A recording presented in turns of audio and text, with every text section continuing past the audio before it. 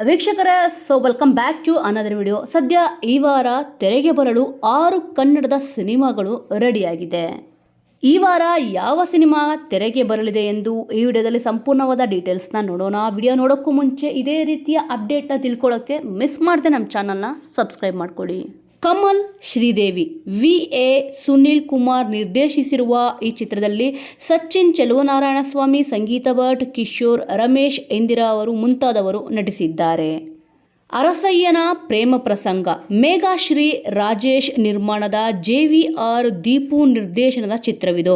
French biryani ಖ್ಯಾತಿಯ ಮಹಂತೇಶ್ ಹಿರೇಮಠ್ ನಾಯಕನಾಗಿ ನಟಿಸಿರುವ ಗ್ರಾಮೀಣ ಸೊಗಡಿನ ಕಾಮಿಡಿ ಕಥಾಹಂದರದ ಈ ಸಿನಿಮಾದಲ್ಲಿ ರಶ್ಮಿತಾ ಆರ್ ಗೌಡ ನಾಯಕಿಯಾಗಿ ನಟಿಸಿದ್ದಾರೆ.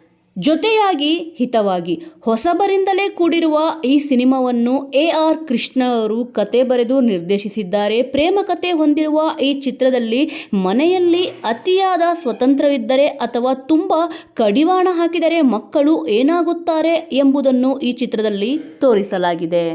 ಖಾಲಿ ಡಬ್ಬ ಈ ಸಿನಿಮಾವು ಹೊಸಬರ ಪ್ರಯತ್ನ. ಪ್ರಕಾಶ್ ಕೆ. ಕುಂಬ್ಳೆ ನಿರ್ದೇಶನದ ಈ ಚಿತ್ರದಲ್ಲಿ ನಾಯಕಿಯಾಗಿ ರಾಮ್ ಗುಡಿ ಅಭಿನಯಿಸಿದ್ದಾರೆ. ಪ್ರಕಾಶ್ ಅವರ ಚೊಚ್ಚಲ ಸಿನಿಮಾವಿದು. ಸೋಲ್ಮೇಟ್ಸ್ ಹಂಸಲೇಖ ಸಂಗೀತ ನೀಡಿರುವ ಈ ಸಿನಿಮಾವನ್ನು PV ಶಂಕರ್ ನಿರ್ದೇಶಿಸಿದ್ದಾರೆ. GR ಅರ್ಚನಾ ಹಾಗೂ ಶಂಕರ್ PV ಈ ಸಿನಿಮಾವನ್ನು ನಿರ್ಮಾಣ ಮಾಡಿದ್ದಾರೆ. ಧರ್ಮಕೀರ್ತಿರಾಜ್ ಹಾಗೂ ಅಪೂರ್ವ ನಟಿಸಿರುವ ರೂಮ್ ನಂಬರ್ 111 ಸಿನಿಮಾ ಕೂಡ ತೆರೆ ಕಾಣಲಿದೆ.